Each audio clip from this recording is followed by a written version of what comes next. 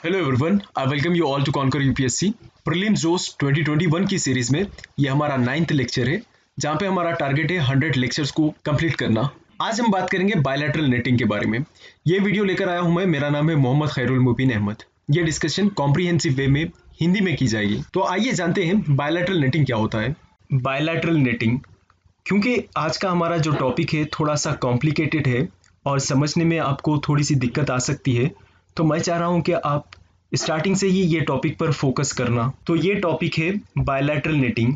Bilateral netting क्यों important है? क्योंकि गवर्नमेंट इसके इंडिया में लाने के लिए एक लॉ लेकर आई है कि लॉ के थ्रू बायलैटरल नेटिंग को इंडिया में इम्प्लीमेंट करने वाली है। अभी बायलैटरल नेटिंग को समझने के लिए आप सिंपल भाषा में सोचिए कि दो लोग आपस में अपनी लायबिलिटीज को ऑफसेट कर रहे हैं, और इससे भी ज़्यादा सिंपल भाषा में समझाऊं तो दो लोग अपनी लायबिलिटीज को न्यूट्रलाइज करने की कोशिश कर रहे हैं। तो इस मैकेनिज्म को कि आपस में दो लोग अपनी लायबिलिटीज को किस तरह से ऑफसेट करेंगे, इस मैकेनिज्म को हम बायलैटरल नेटिंग कहते हैं।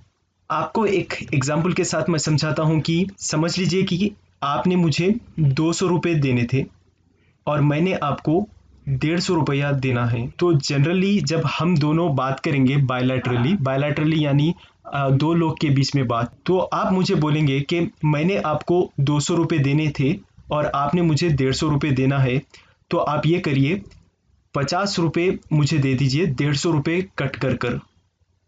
तो अब आपके पास जो अमाउंट होगा वो 50 रुपये होगा, और इसी तरह मुझे देना कितना होगा?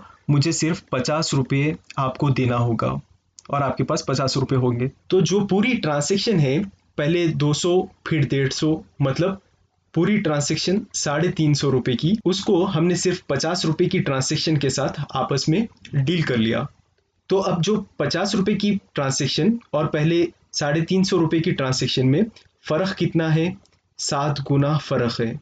तो इमेजिन करें आप, अगर ये मैकेनिज्म नहीं होता तो हमें 7 गुना पैसा इधर से उधर करना पड़ता। अपने केस में तो आपको ये छोटी सी अमाउंट लग रही है, लेकिन बैंक्स के केस में ये करोड़ों की अमाउंट होती है, बहुत ज़्यादा, काफ़ी ज़्यादा अमाउंट होती है, क्योंकि एक बैंक दूसरे बैंक को काफ़ी ज़्यादा अमाउंट ऑफ किया हुआ रहता है। एज ए रिजल्ट ऑफसेट करने के लिए उसको काफ़ी ज़्यादा पैसे देने पड़ते हैं। Similarly a multilateral netting agreements allows counter parties, multilateral agreement भी अलाउ किया जा सकता है काउंटर पार्टीज के द्वारा कि किस तरह से आपके ऑफसेट क्लेम्स कर सकें। ये सेंट्रल काउंटर पार्टी के थ्रू कर सकते हैं आप in a house under the payment and settlement system amendment act 2015। जो पहले था इंडिया फाइनेंशियल कॉन्ट्रैक्ट लॉ, वो परमिट नहीं देता था बायलैटरल नेटिंग के लिए। हाउएवर मल्टीलैटरल नेटिंग अलाउ की जाती थी। इंडिया में बायलैटरल कॉन्ट्रैक्ट्स अप्रोक्सीमेटली 40% कॉन्स्टिट्यूट किए जाते हैं of the total financial contracts, where as multilateral contracts 60% होते हैं। नेटिंग एक कॉमन एडवांस इकोनॉमीज जो यूज करते हैं वो फेनोमेना है जो इंडिया लाने की बात कर रही है। तो इसमें क्या होगा? ग्रॉस पोजीशन को देखा नहीं जाएगा, बल्कि बायलैटरल और मल्टीलैटरल फाइनेंशियल अरेंजमेंट्स किया जाएंगे। पहले आप मुझे दे दो, मैं आपको बाद में दूंगा, ऐसा नहीं होगा, कट कर दी जाएगी अमाउंट। तो ग्रॉस पोजीशन को नहीं देखा जाएगा। At present major jurisdiction such as USA, UK, Australia, Canada, Japan, France, Germany, Singapore, Malaysia, ये सारों के पास लीगल प्रोविजन है नेटिंग एग्रीमेंट्स को लेकर। इसके अलावा भी global regulatory bodies such as financial stability board and the Basel committee, इन्होंने भी बैंकिंग सुपरविजन के लिए ये नेटिंग के कॉन्सेप्ट को सपोर्ट किया था। अब देखिए bilateral netting of qualified financial contracts act 2020 ये क्या है?